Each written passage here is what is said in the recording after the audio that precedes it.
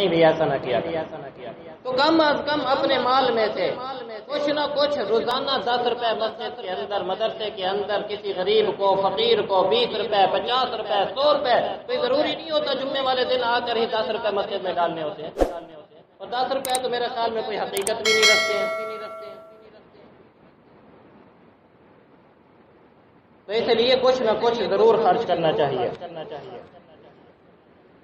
حضرت ابو قبشہ رضی اللہ تعالیٰ عنہ فرماتے ہیں کہ نبی علیہ الصلوۃ والسلام نے ارشاد فرمایا کہ میں 3 چیزوں پر قسم کھانے کو تیار ہوں۔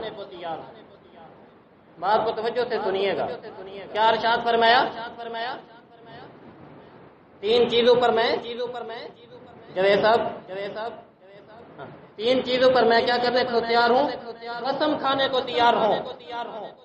صحابہ نے پوچھا یا رسول اللہ وہ کون سی 3 چیزیں ہیں؟ نبی علیہ الصلوۃ والسلام نے ارشاد فرمایا کہ لوگوں سے جو شخص مانگتا ہے میرا اللہ اس کے لیے مانگنے کا دروازہ کھول دیتا ہے، اپنا دروازہ بند کر دیتا ہے۔ جو شخص لوگوں کے سامنے ہاتھ پھیلاتا ہے نا، تو اللہ رب العزت اس کے لیے اپنا دروازہ کیا کر دیتے ہیں؟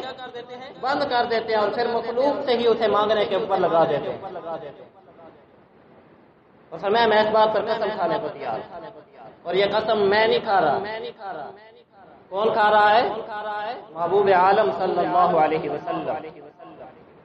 اور دوسری بات نبی علیہ الصلوۃ والسلام نے ارشاد فرمایا کہ جو آدمی کسی پر ظلم ہوتا ہے اور وہ ظلم پر صبر کر جاتا ہے، فرمایا کہ اللہ رب العزت اس صبر کرنے والے کی عزت کو کم نہیں کرتے بلکہ اس کی عزت کو مزید بڑھا دیتے ہیں۔ میں اس بات پر بھی قسم کھانے کو تیار۔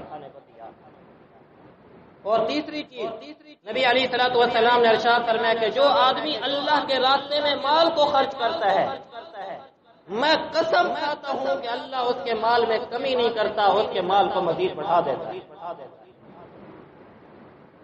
تو بھئی ہمیں نبی کے فرمان پر یقین ہونا چاہیے یا نہیں ہونا چاہیے؟ آج کے بعد اللہ کے راستے میں خوب خرچ کریں گے نا انشاءاللہ، جتنا ہو سکتا ہے اللہ کے راستے میں خرچ کرنے کی۔ یہ تو رمضان المبارک کا پھر سیزن کا موسم ہے بھائی، یہاں تو ایک خرچ کرنے پر بھی 70 ملتا ہے، 700 ملتا ہے۔ میں شروع میں عرض کر کے چلا ہوں، تو اللہ کے راستے میں خوب خرچ کریں۔ اور ایک عجیب حدیث آپ لوگوں کو سناؤں، حضرت